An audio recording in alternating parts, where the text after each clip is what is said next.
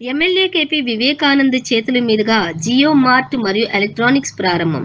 సూరారం ప్రధాన రహదారిలో ఆఖిబ్ జావీద్ విజయ్ కుమార్ల ఆధ్వర్యంలో నూతనంగా ఏర్పాటు చేసిన జియో మార్ట్ మరియు ఎలక్ట్రానిక్స్ ను ఎమ్మెల్యే కేపీ వివేకానంద్ ప్రారంభించారు.